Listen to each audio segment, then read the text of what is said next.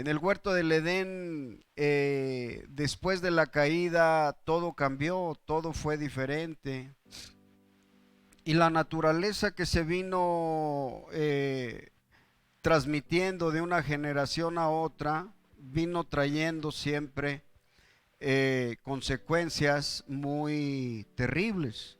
Y esas consecuencias fueron haciendo un efecto siempre en las siguientes generaciones, de tal manera que casi siempre teníamos que esperar el mismo resultado en una generación y en la siguiente. Ahora vamos analizando en forma la, la problemática. No quiero hablar del matrimonio en su formación, eh, no quiero hablar de cómo debe de ser desde el comienzo, no. Me he enfocado más a la problemática que ya existe, a la problemática que ya está, a la problemática que no deja que tengamos ningún resultado, aunque han pasado X cantidad de años y hemos tratado de tener buenos pensamientos y pensamos que cuando termina el año pues vamos a ser mejores, ahora sí a partir de ese año, y luego tenemos promesas y tenemos promesas y las promesas nunca se cumplen porque no hay una base sólida espiritual, ¿verdad? Que esté generando un temor a Dios. Y entonces encontramos una multiplicación de la enfermedad, este, hasta que se llega a ser completamente insostenible. Y entonces viene la ruptura, viene la separación. Cuando se va a entrar en el matrimonio, una de las demandas que hace la Biblia es que se tiene que entrar con temor, con reverencia, se tiene que entrar con una meditación profunda. Y muchos de nuestros matrimonios fueron formados de la casualidad, no casualidad en el sentido casual, momentáneo, sino que fue a través de una formación muy superficial. Y entonces trajimos este, parejas, trajimos matrimonios más por una obligación que por valores, que por principios, que por estándares que nos da la Biblia. Y eso iba a traer problemas al mediano y largo plazo, a veces no al corto, pero eh, yo les he dicho que he estado en matrimonios que han durado 6 meses, he estado en matrimonios que han durado 4 años, 5 años, y viene la separación, ¿verdad? Y aquí siento que es mucha culpa de los padres, es mucha culpa de no meditar a nivel espiritual las cosas, a nivel espiritual las formaciones de las parejas. He tenido que lidiar con parejas de muchos años de matrimonio, de medianos años, o sea, eh, no muchos, pero tampoco pocos. He tenido que lidiar con matrimonios a los 2 días del matrimonio, ya he tenido que estar encarando la problemática y siempre me he preguntado por qué, qué pasó, dónde estuvo, ¿verdad? Y la problemática que tenemos es que solamente tenemos a la gente caída, y entonces cuando viene la formación de un matrimonio de dos personas caídas, entonces los dos van a luchar por el poder, las dos van a luchar por imponerse, Las dos van a tratar de buscar quién controla, quién domina, quién toma la dirección, ¿verdad? Y eso, le digo, es una falta de espiritualidad muy grande, es una falta que ha traído. He venido a través del tiempo analizando también por qué hay mucha enfermedad en los matrimonios. Y hablo de enfermedad física, por qué está enfermo uno, por qué está enfermo el otro, por qué vienen situaciones difíciles a los hogares. ¿Por qué vemos muchos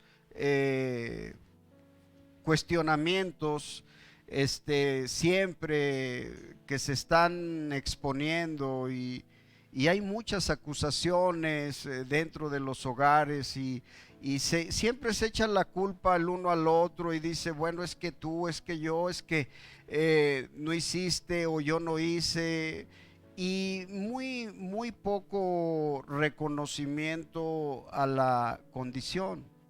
Entonces esta problemática la vio Pablo en la iglesia de Corinto, en la iglesia de Éfeso. En cada una de las iglesias había este problema. O sea que no es un problema circunstancial, solamente porque en unas iglesias sí, en otras no. Esto está en todas las iglesias. Es una problemática que está latente, persistente en todos los hogares, en todas las iglesias. ¿Ve? Si no hay una recomposición a las bases bíblicas, a los principios bíblicos, entonces estamos destinados al fracaso. Estamos destinados, no le hace que hagamos lo que hagamos. He estado con abogados, he estado en lugares donde abogados dicen, vamos a darnos otra oportunidad, vamos a tratar a través de pláticas, de terapias, vamos a buscar la manera de que esto se componga y usted le echa muchas ganas y usted también, y va a ver cómo esto va a salir. Pero a la vuelta del tiempo, esos mismos abogados me han dicho en algunas ocasiones, yo prefiero que venga una separación, porque después de los gritos, después de las confrontaciones, llegan los golpes, luego llega el odio, llega el resentimiento, al grado que cualquier cosa puede pasar, ¿verdad? Entonces, todo está en el principio. Todo está cuando en el principio no se buscaron las bases sólidas, no se buscaron lo que debía de hacerse. Muchos de nosotros ya llegamos a las iglesias con problemas, muchos llegamos con situaciones muy difíciles. Tuvieron que venir rupturas, tuvieron que venir divisiones, tuvieron que venir divorcios, todo, ¿verdad? Porque ya traíamos eso. Ahora, ¿cuál era la base? Cuando se llegó al Evangelio, empezamos a aprender, pero no nos enfocamos en la problemática, no fuimos a los problemas, ¿verdad? Pensamos que era mágico y que las cosas se iban a quitar y que las cosas iban a tomar un cauce diferente, porque ya estábamos oyendo la palabra, pero no quitábamos los factores que habían contribuido al desencanto, al desamor, a la insatisfacción. ¿Ve? No quitamos nada de eso. No nos preguntamos, ¿qué tengo que hacer yo? ¿Qué me toca a mí bíblicamente? Muchos de los pastores igual estaban metidos en problemas. Muchos de los pastores no podían dar un consejo adecuado porque ellos mismos tenían la misma problemática. Y entonces todo esto fue enfermando el cuerpo. ¿Ve? Y yo siempre he considerado que los hogares son el rostro de una iglesia.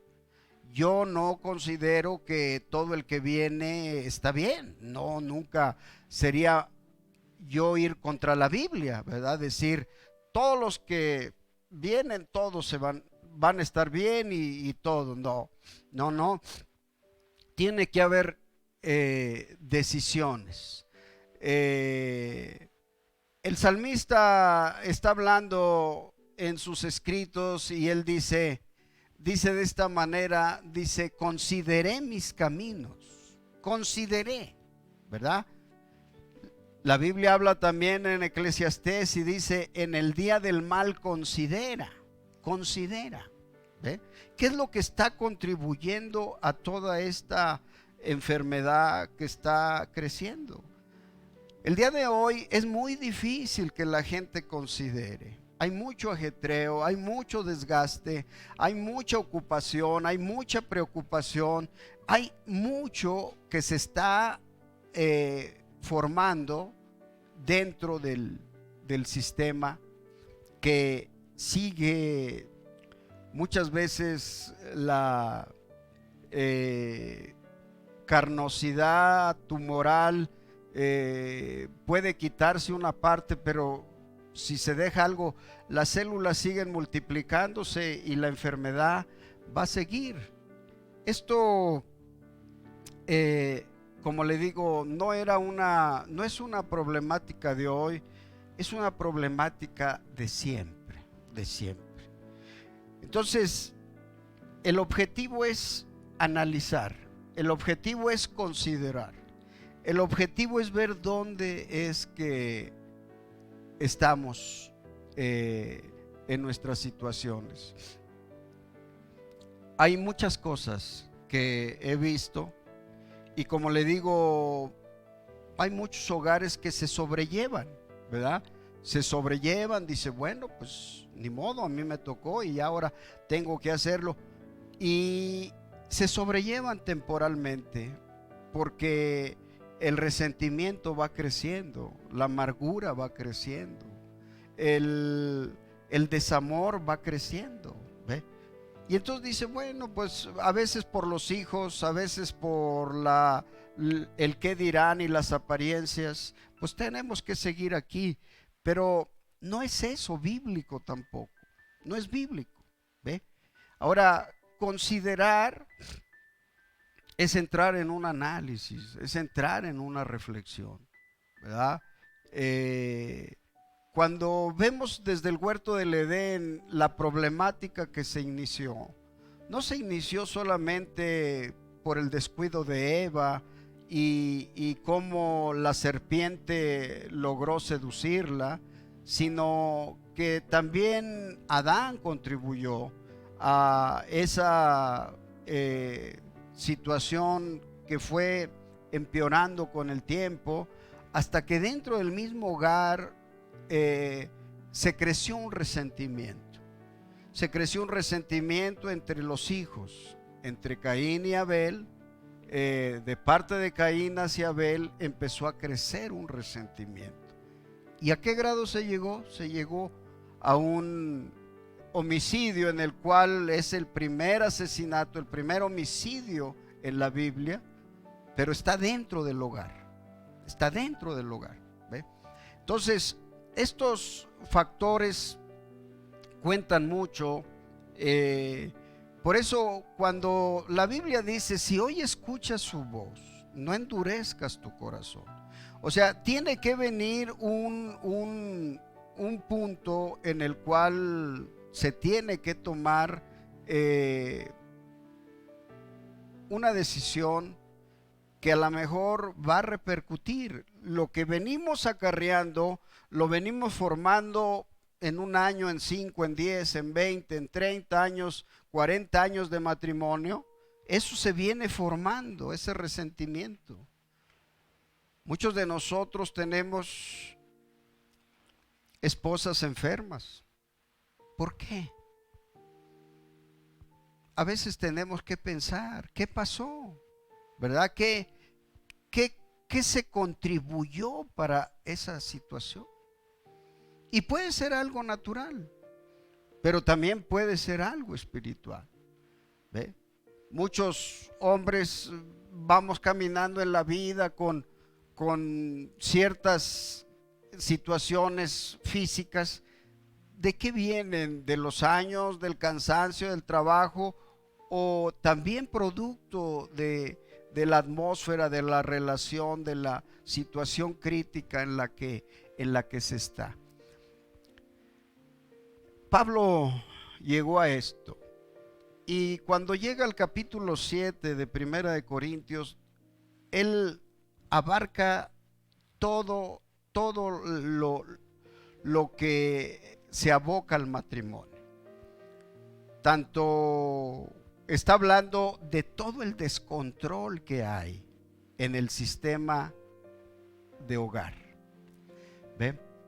Y empieza a tomar, porque alguien le había escrito y le había hecho saber todas las cosas. Yo les he dicho, esta problemática la tuvo Timoteo, esta problemática la enfrentó Pablo en Éfeso, la enfrentó Pedro cuando escribió sus cartas, la escribió cada uno de ellos, estaban hablando de esta problemática. Y hoy nos está alcanzando el fin de los tiempos con una problemática. Los ministros duran 30 años, 40 años, 50 años predicando y no logran nada. ¿Por qué? Porque el problema no está en la iglesia, está en el hogar. Allí es donde está, en lo oculto, en lo callado, donde nadie ve, o a veces todos lo ven, las discusiones, los gritos, los maltratos, las humillaciones, las vejaciones que hay del hombre a la mujer. O sea, todo eso está ahí. Y entonces venimos a la iglesia, no nos sirve, no estamos llenando nada, nada está fortaleciendo nuestras vidas, ¿verdad? Y entonces cuando le escriben a Pablo le dicen, en cuanto a todo esto que me escribiste, bueno sería el hombre no tocar mujer. ¿Dónde empieza la problemática, hermano? Empieza ahí. Eso fue lo primero que hizo la serpiente. Lo primero que hizo fue tocar. ¿Ve? Una de las cosas, como le digo, fue que no desconocíamos en el principio de nuestras formaciones matrimoniales todos estos factores, todo esto.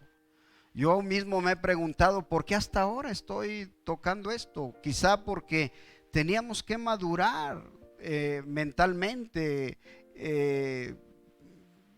Mi esposa y yo llegamos al matrimonio, ella de 20, yo de 21.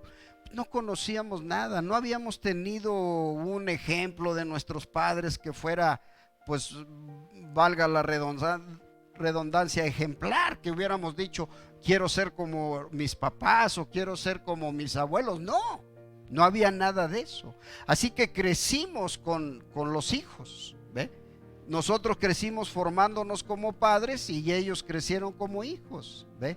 Por eso cometimos errores, cometimos faltas, ¿ve?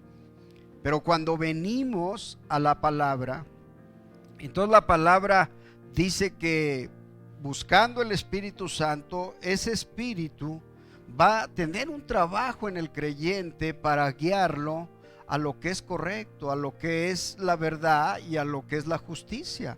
Y si eso no viene, entonces estamos solamente siendo miembros de iglesia que vamos a seguir fomentando la problemática, ¿ve? Entonces, bueno le sería al hombre no tocar mujer, ¿ve? Ya cuando se despierta el sentir del hombre por la mujer y la toca, ya prácticamente ahí ya se descompuso su anatomía que está antes del matrimonio, ¿ve? Y entonces dice, pero por causa de las fornicaciones cada uno tenga su propia mujer y cada uno tenga su propio marido. Este es el problema que estaba creciendo de una manera tremenda. Mire, el problema que viene para muchos matrimonios que no se acercaron a una formación espiritual con Dios fue que se estableció bajo un ambiente de fornicación. O sea, se vino caminando en ese mundo, ignorando, ¿verdad? Éramos ignorantes en cuanto a las cosas de Dios, y entonces eso nos hizo entrar ahí, nos hizo entrar, ¿ve? En un mundo de fornicación, un hombre, otro hombre, una mujer, otra mujer, la misma pareja viene, forma parte de un mundo de fornicación. ¿Ve? Entonces, cuando venimos aquí, por eso es que el establecimiento es ese, ni siquiera tomarla de la mano, ni siquiera abrazarla, ni menos besarla, ¿verdad? Como dijo el profeta, el primer beso es en el altar. ¿Ve? Todo esto viene acarreando una problemática, y eso es lo que traía Pablo, y veía la problemática. ¿De dónde viene toda esta descomposición? ¿De dónde surgió todo este problema? ¿Ve? Ahora, es muy bueno, hermano. Dice, consideré mis caminos, analicé mis caminos, ¿verdad? A veces pedimos perdón, pero no sabemos ni por qué. Bueno, perdóname de todo, pero ¿de todo qué? ¿Ve? Yo le he dicho que cuando el Señor iba a sanar a alguien, siempre le preguntaba, ¿qué quieres que te haga? Fíjese, si para sanar físicamente le preguntaba, ¿qué quieres? Ahora imagínese espiritualmente, ¿qué necesitas, verdad? O ¿dónde fallaste? ¿O dónde cometiste un agravio? ¿O cuántas veces, hermano, el hombre dejó una mujer, otra, una jovencita, otra, mal, y luego vino y se casó con esta? Y entonces, ¿cómo iba a surgir algo bien? No podía surgir algo bien de ahí. ¿Ve? ¿Qué es lo que estábamos? Por eso Pablo está diciendo, pero por causa de las fornicaciones, porque esto era el común. Esto era común. ¿Ve? ¿Qué había en la vida romana? Mire, todo esto nos hace. El matrimonio dentro del mundo romano en el que vivía Pablo, en el que vivía Pedro, en el que estaba Timoteo, en un principio, dentro del matrimonio romano, no era necesario un acto jurídico o religioso para que el matrimonio fuera reconocido socialmente en la antigua Roma. Bastaba la convivencia entre un hombre y una mujer para que estos fueran considerados casados. ¿Ve? Esto es tremendo, hermano. Por eso Dios cuida el ministerio. Busca que el ministerio no vaya a traer una estela de tragedias, porque ¿cómo se aconsejaría después? ¿Cómo se podría decir no hagas esto, no hagas aquello? ¿Ve? Entonces, dice, imagínese que yo hubiera vivido con otra persona antes de con mi esposa, y luego ya llego a ser pastor. No se puede, no se debe. Sí se puede, pero no se debe. ¿Ve? O que yo hubiera tenido familia con otra persona y luego llego y ya me caso y vengo al evangelio y ahora sí ya soy ministro. No se puede. Es imposible eso. ¿Ve? Entonces tenemos que regresar a valores, a principios establecidos. ¿Ve? Entonces, si había una convivencia entre un hombre y una mujer, ya era considerado un matrimonio. ¿Ve? Ya era considerado un matrimonio. Eso era en la Roma pagana. ¿Ve? Bastaba la convivencia de un hombre y una mujer para que estos fueran considerados casados. La estructura jurídica del matrimonio se desarrolló en la época en que Roma era una república y luego fue modificada cuando llegó a ser un imperio. Ahora, los únicos que tenían derecho a contraer matrimonio en ese tiempo eran los más altos, o sea, los más ricos, los más pudientes. ¿Ve? Ahora,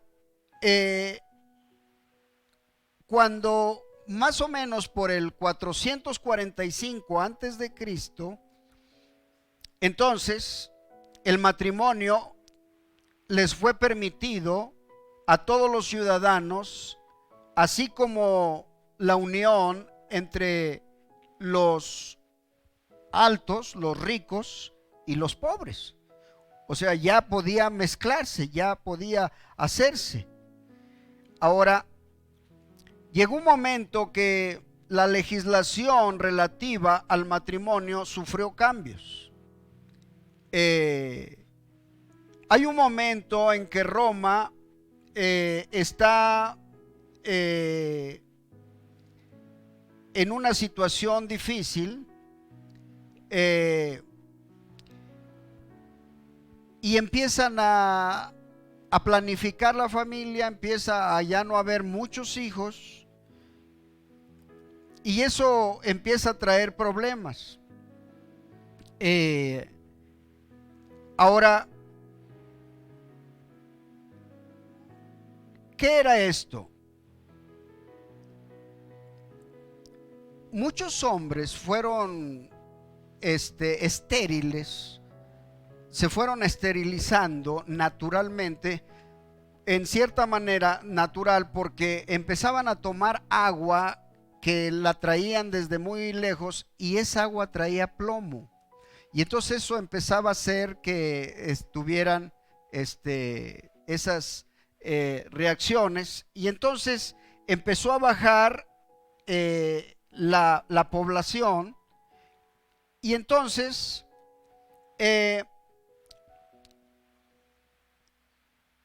ahora las mujeres usaban maquillaje que también contenía este elemento plomo en el maquillaje, y eso también hacía estériles a las mujeres.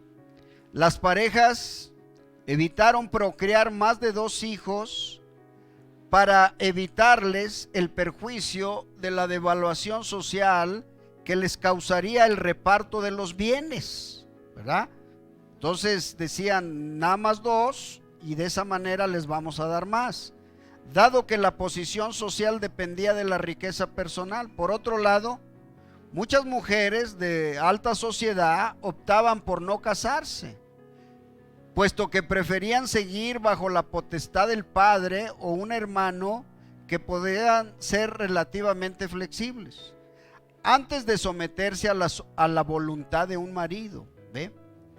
Para fomentar el matrimonio, los césares o los gobernantes promulgaron leyes.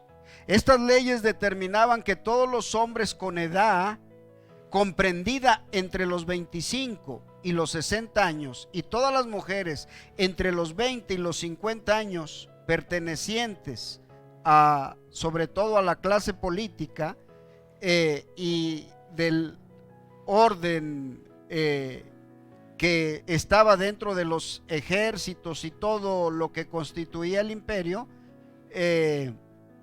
tendrían que casarse obligatoriamente, siendo penalizados en caso de no hacerlo. La penalización consistía en impedir que recibiesen legados o herencias de personas ajenas a su familia. Ahora, también se estableció a través de una ley de la cual los padres con 3 o más hijos legítimos gozaban de determinados privilegios, como la reducción de la edad mínima para el acceso a las magistraturas para las mujeres. La concepción permitía la gestión propia de sus bienes, ve también. Ahora, todo esto, ella ya podía arreglar su papelería de lo que ella era dueña sin necesidad de que el marido o el padre tuvieran que intervenir. ¿Ve? ¿Por qué? Porque había tenido varios hijos. Entonces, todo esto, para que un matrimonio fuera válido en la antigua Roma, era necesario que se respetaran los siguientes requisitos. Edad mínima 14 años para los hombres, 12 años para las mujeres. Capacidad jurídica y consentimiento de los respectivos padres de familia. Tenía que haber una decisión también de los padres que se aportaban.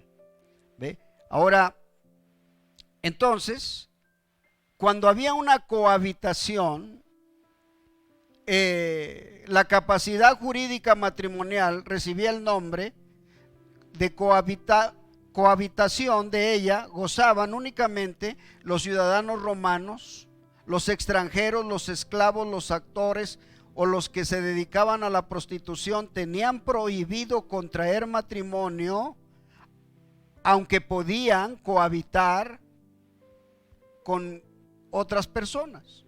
¿Ve?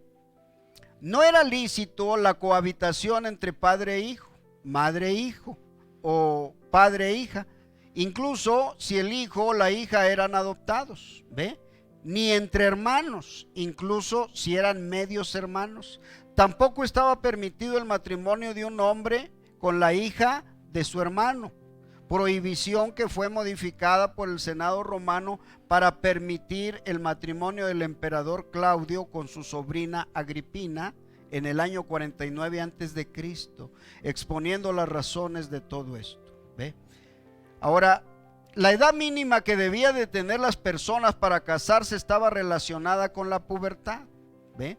En el caso de los hombres, la edad fijada eran 14 años. A partir de ahí, y las mujeres 12 años. ¿Ve? Que pudieran soportar, ¿ve? Varón, que pudieran soportar. De hecho, era sumamente raro que un hombre se casara, pasados los 30 años.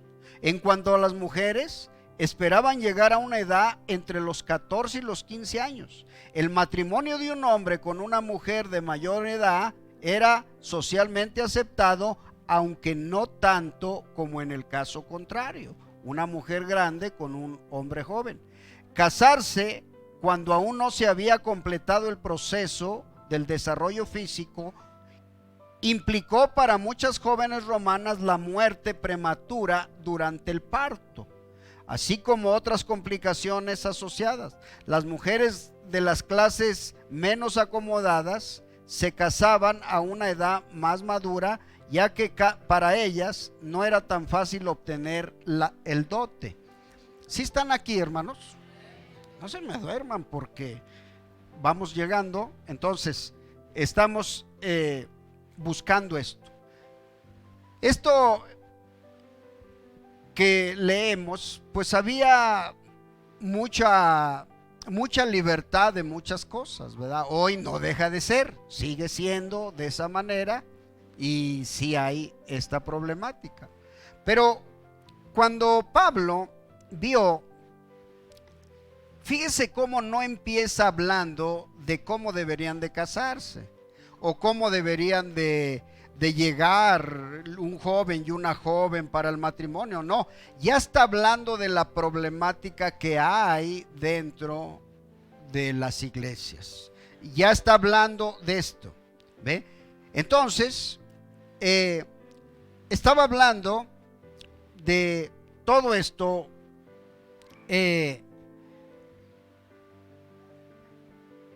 Dice, este es el mundo que encontró Pablo. ¿Ve? La celebración del noviazgo de los contrayentes se realizaba en una ceremonia antes de llegar al matrimonio, en la que se reunían ambas familias del novio y la novia y ofrecían regalos a la novia, entre ellos un anillo de hierro, más tarde de oro, el cual era colocado en el dedo anular de la mano izquierda, debido que en la antigüedad se creía que el dedo se comunicaba al corazón a través de un nervio. También se firmaba el contrato nupcial con el que se establecía el monto de la dote. Realizados estos trámites, se celebraba un banquete, y el matrimonio se celebraba en un periodo comprendido entre algunos meses y 2 años después del noviazgo. Entonces había cuando se ponía el anillo, pues se pensaba que había un nervio que venía, ¿verdad?, hacia el corazón, o en la mano izquierda hacia el corazón, y que por eso debía de ser ahí el anillo. ¿Ve? Ahora, este es un concepto romano que hoy todavía llevamos a cabo, ¿verdad? Hoy todavía, así que la formación de los matrimonios están basados en las leyes romanas, fíjese. No lo habíamos visto de esta manera. Entonces, existían 2 formas jurídicas para contraer matrimonio. A través del matrimonio, Kun Manu, la mujer romana, pasaba de la autoridad de los padres a la del marido. Se trataba de una forma patrilineal y potrifocal de matrimonio. Quedaban por tanto bajo la potestad de sus maridos, aunque en menor medida que su progenie, quienes quedaban bajo la patria potestad. Este matrimonio cayó en desuso, incluso a finales de la República, lo que dio lugar a una nueva forma, sine manu, bajo la cual la mujer permanecía bajo la tutela de su padre, que sería un tutor en caso de que su padre muriera, y disponía de sus bienes y recibía sus herencias en caso de que se produjese un divorcio. La dote no sería para el marido. Ahora, este matrimonio estaba en 3 formas: confarreatio y coemptio y el usus. Ahora, confarreatio era la más antigua y solemne forma de matrimonio en la Roma antigua, siendo practicada por la gente rica. Durante ese tiempo era práctica obligatoria entre esta clase de gente. Solo podían casarse en esta forma. Estos sacerdotes tenían que ser hijos de parejas casadas de la misma manera. ¿Ve? No se podía nada más llegar al matrimonio porque sí, sino que se tenía que hacer. Ahora, esta forma de matrimonio, confarreatio, también era la única forma de matrimonio en la que los sacerdotes podían estar presentes, ¿ve? Y ellos representaban al dios Júpiter, ¿ve? Así que todas las oraciones se hacían hacia Júpiter. La ceremonia se celebraba en presencia de 10 testigos, ya que los novios estaban con la cabeza cubierta el uno al otro en bancos cubiertos con piel de oveja, y ofrecían un sacrificio. Después continuaba un acto solemne en el que el novio daba una vuelta a la derecha del altar y tomaba un poco de sal y una bola de espelta, lo que daba un lugar al nombre confarreatio, con la cual juraba amar a su esposa, quedando ambos elementos depositados en las manos de los contrayentes. todo esto se hacía. Ahora, quiero establecer esto para que usted vea lo que tuvieron que enfrentar los apóstoles. Coemptío, esta forma de matrimonio fue una restauración simbólica de los tiempos remotos en que los hombres compraban a las mujeres para poder casarse. Requerían únicamente 5 testigos, entre los cuales el novio pagaba al padre de la novia una moneda de plata y una de bronce, lo que colocaba al hombre en un equilibrio seguro, ¿ve? Luego venía el otro sistema de matrimonio, que era usum o usus. Era de las 3 formas de matrimonio, junto con el de confarreatio y del coemptío, admitidas dentro de las leyes romanas. Para la celebración del matrimonio, para poder llevar a cabo esta forma de matrimonio, la novia debía haber estado 1 año con su novio. Tenían que haber vivido 1 año en una cohabitación. Para disolver el matrimonio era necesario que la novia durmiera durante 3 noches seguidas fuera de su casa. Mire, estoy hablando de esto y la cosa es que les digo, no sé, he buscado la manera de acondicionar, muchos de nuestras niñas y nuestros niños no van a saber de qué estamos hablando, pero le decía yo, por eso quería hacer de estos servicios algo un poquito no muy formales para todos, porque vamos a entrar en temas un poquito más fuertes que yo quisiera que ustedes meditaran. Entonces, esto a lo mejor lo hubiera hecho más temprano, o a lo mejor lo puedo hacer más temprano yo. Y le digo, lo quiero dejar grabado para cuando usted en la tarde quiere oír algo o ver algo o tener la secuencia de algo, pues agarra todos los servicios grabados de esta enseñanza. ¿Y por qué hablo del matrimonio? Hablo del matrimonio, como les digo, por la problemática que hay. Porque las iglesias nunca van a crecer y nunca van a despegar a un nivel espiritual que todos quisiéramos, porque dentro de nuestros hogares está la problemática. Yo no lo considero muchas veces en las iglesias. Yo no veo un problema, ¿ve? Muchas veces usted puede no hablarle a alguien o no saludar a alguien, pero no es el problema de aquí, es el problema que usted trae de su hogar. Es el problema que usted viene acumulando a través de muchos años. Voy a entrar a esto. Entonces, todo esto nos da, debido a su importancia en la vida de los hombres y las mujeres, el matrimonio debía realizarse en fechas consideradas como favorables. El periodo considerado con el más adecuado era la segunda mitad del mes de junio, porque estaba relacionado con el solsticio de verano, momento del apogeo del mundo natural. O sea, es cuando el mundo natural va a producir, va a generar mucho, ¿verdad? Y entonces ellos tenían ese concepto. Era desaconsejado casarse en los días 13 y 21 de febrero. ¿Ve?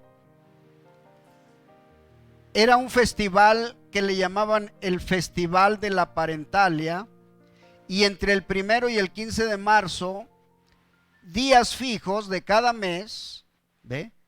Y eran los idus, eran días que traían mala suerte, traían ellos, era el concepto de ellos. Los días que se abrían las puertas del mundo, una fosa del circo máximo en el que se creía que se podían comunicar con el mundo de los muertos. es decir, entre el 24 de agosto y el 5 de octubre y el 8 de noviembre, casarse en el mes de mayo era desaconsejado, ya que era el mes que se festejaban las Lemuralia, la fiesta de los muertos, durante el cual se rezaba por aquellos que habían muerto hacía poco tiempo. Aunque no estaba prohibido, no era aconsejable casarse en los días festivos romanos, porque los invitados optarían por participar en estos eventos y no en la ceremonia. Las viudas a menudo elegían casarse en estos días, ya que el acto de su matrimonio no llamaría tanto la atención. O sea, era un sistema que tenían. En las vísperas del día de la boda, la novia dedicaba los juguetes de su infancia a Lares, así como su bula o el collar que le fue colocado en su octavo día de víspera para protegerla del mal de ojo. Se abandonó el uso de la toga, una toga con un borde púrpura, y se decidió por colocarse una túnica recta, la túnica correcta, que era blanca, tiesa como un pergamino y cubría hasta los pies. En la cintura se colocaba un cingulum, un cinturón atado con un nudo especial para esa ocasión. ¿Ve? Ahora, este nudo era en alusión a Hércules, que según la leyenda había tenido más de 60 niños. ¿Ve? El cual había de ser desatado por el esposo la noche de las bodas. Su cabello estaba dividido en 6 trenzas, en forma de la punta de una lanza, siendo que estas trenzas atadas con la cintura de lana, la cabeza estaba cubierta con un velo anaranjado. El simbolismo de este acto era el más importante de la ceremonia y se le denominaba nubere, literalmente colocar el velo. Encima del velo se colocaba una corona de mejorana o de verbena, ¿ve? En la cual en la época imperial pasó a ser una corona de hojas de naranjo, y los zapatos de la novia eran del mismo color que el velo. Fíjese de dónde venimos acarreando tantas cosas. Al día siguiente, la casa de la novia era decorada, prestando especial atención a las puertas y a las ventanas con ramas de árboles provistas de hojas y flores. Ahora, la novia era asesorada por la pronuba, una matrona casada una única vez y que aún seguía viviendo con su marido. ¿Ve? No podía ser de otra manera. Todo esto, hermano, le digo, Pablo lo conocía. Pablo sabía y veía cómo los judíos tenían días, cómo los romanos tenían días. Mire, la problemática es grande, hermano. Tenemos iglesias donde, le digo, los dirigentes tienen los que abren los servicios, casados 2 veces, tienen, dejaron por allá, estoy hablando en general, ¿ve? Situaciones muy críticas. Ahora, todo esto, usted sabe, después Pablo pone como requisito que no hubiera nada que estorbara al ministerio dentro de los que aspiraban a la predicación. Todo esto estaba en una situación muy, muy tensa. Entonces, esta matrona o esta esposa que solo estaba casada una sola vez, con lo cual ella le mostraba lo que era una esposa ideal, una esposa ideal. Ella juntaba las manos de los novios, ¿ve? acto seguido por una declaración por parte de la novia. Ciertos autores argumentan que esta frase era expresada cuando la mujer llegaba a su nuevo hogar. Cumplidos estos ritos, se celebraba la cena de las nupcias en la casa de la novia. En el banquete participaban los familiares y las amistades, prolongándose el evento hasta el atardecer. Luego se producía el deductio, una simulación del secuestro de la novia por parte del novio. Esta se refugiaba en los brazos de su madre mientras el novio fingía que se la quitaba, acompañado el acto con lamentos y lágrimas fingidas. ¿Ve? Era una obra que hacían. ¿Ve? El deductio hacía alusión al rapto de las Sabinas, en el que Rómulo y sus compañeros tomaron a sus esposas recurriendo a la fuerza bruta. ¿Ve? Ese era dentro de la mitología romana. Luego lo vamos a ver. Luego, ¿ve?, se daba el inicio del cortejo, en el cual se encendían las antorchas que trazaban el recorrido que conducía a la esposa a la residencia de su marido. La joven era acompañada por 3 niños que tenían a sus padres aún con vida. 2 niños iban tomados de la mano de la novia, mientras que el tercero iba delante con una antorcha de espino que había sido encendida anteriormente en la casa de la esposa. Se consideraba que los restos de las antorchas tenían la capacidad de otorgar longevidad y por esto eran distribuidos entre los principiantes. Los niños o la novia cargaban una rueca y un uso, símbolos de la vida doméstica. La principal actividad esperada de una mujer casada era encargarse de la ropa de su familia, principalmente lavándola. Todo esto tenía esto, pero voy a entrar a otra parte, ya se me fue el tiempo. El adulterio. El adulterio ocurría cuando un hombre casado o soltero mantenía relaciones sexuales con una mujer casada. Las relaciones con prostitutas o esclavas no eran consideradas como adulterio. El adulterio fue también una de las preocupaciones del emperador, que en el año 17 antes de Cristo dictó una ley y procuró sanciones severamente a quienes realizaban esto. El adulterio pasó a ser un crimen público que hasta entonces se resolvía en familia. El marido era obligado a pedir el divorcio, de lo contrario sería acusado de violación, ¿ve?, o proxenetismo, disponiendo de 60 días para presentar una queja contra la esposa adúltera. Cualquier ciudadano podía presentar una prueba del adulterio dentro de un periodo de 4 meses. En un caso de que ninguna persona denunciara algo durante ese periodo, la mujer no podía ser juzgada. Quiero leer mucho y entrar en mucho. Divorcio y viudez. Inicialmente, solo el hombre podía solicitar el divorcio, y únicamente en casos muy específicos como el adulterio o la infidelidad de su esposa.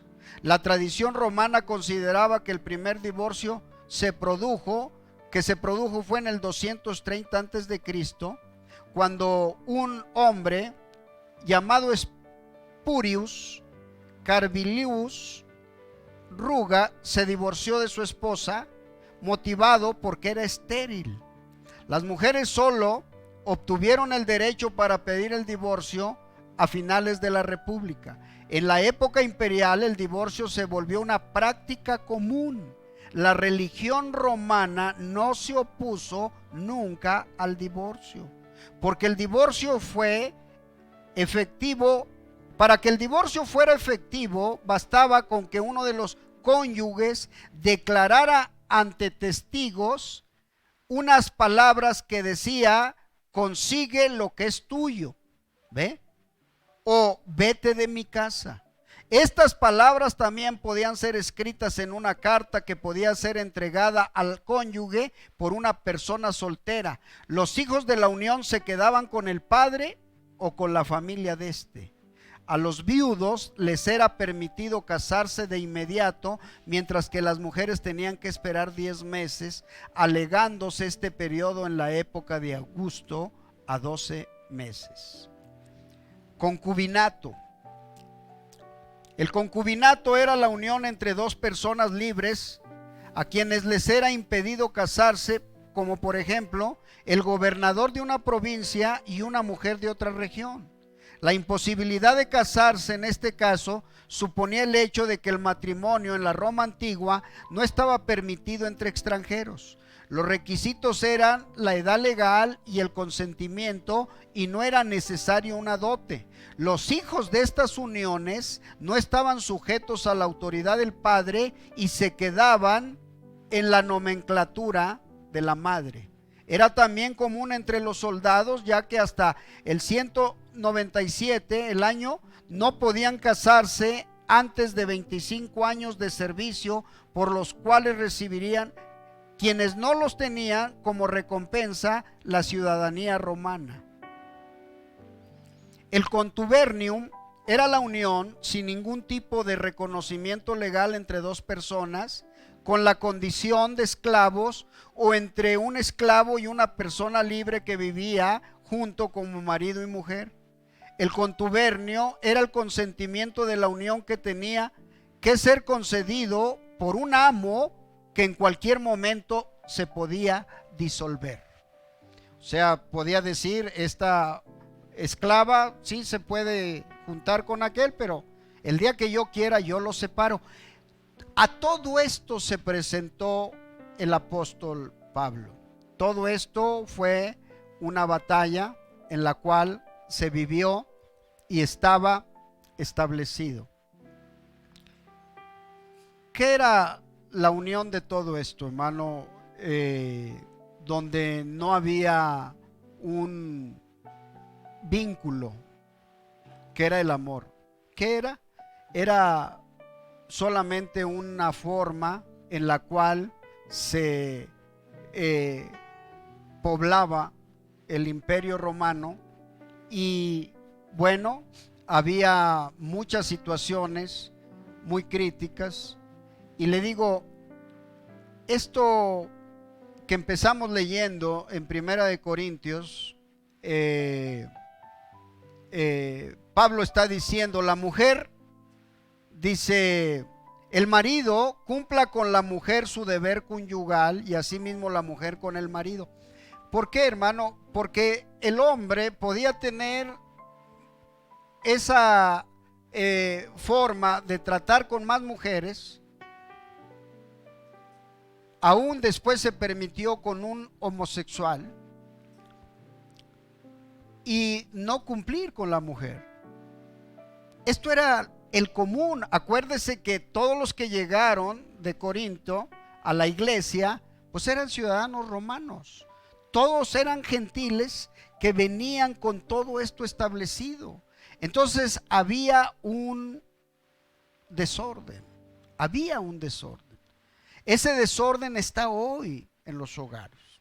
Ese desorden está hoy dentro de muchos matrimonios en las iglesias que no tienen los valores y los principios. Por eso, cuando viene el evangelio y se establecen patrones, se establecen estándares diferentes de acuerdo a la ley, ¿ve?, de Dios, entonces las cosas empiezan a cambiar. Yo le digo, si no cambiamos nuestros hogares, si no volvemos a principios bíblicos, nuestros hogares van a ser un verdadero desastre y una iglesia sin forma que tenga una satisfacción espiritual. Yo quisiera que analizaran, como le digo, tantos distractores hay que difícilmente nos hacen entrar en la palabra los sentimientos de nosotros, ¿ve? Que yo diga me nace, quiero, busco, voy a hacerlo, no, porque hay muchas cosas que nos van a absorber, nos van a quitar, pero nuestros hogares van a ir en picada,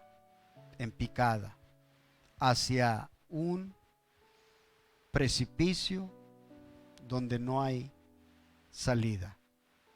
Esto es el aumento del divorcio, este es el aumento de las separaciones, esto es el aumento de los problemas intrafamiliares, y ahí estamos, hermano. Vamos a ponernos de pie, ahí vamos tomando esta forma y voy a dejar este lugar. No entré a algo, pero lo vamos a ver ya enseguida para que usted vea de lo que estamos hablando. A veces, aún dentro de los hogares hay odio, hay resentimiento, hay amargura, hay coraje. Los doctores están encontrando, hay análisis que dicen no tiene nada, pero usted tiene esto. Hay análisis que le dicen pues todo está bien, no me explico por qué tiene esto y tiene el otro y tiene. Todo está en el campo espiritual. Fíjese qué tremendo, hermano. Entonces, mientras empezamos este canto junto al sendero, triste y solitario,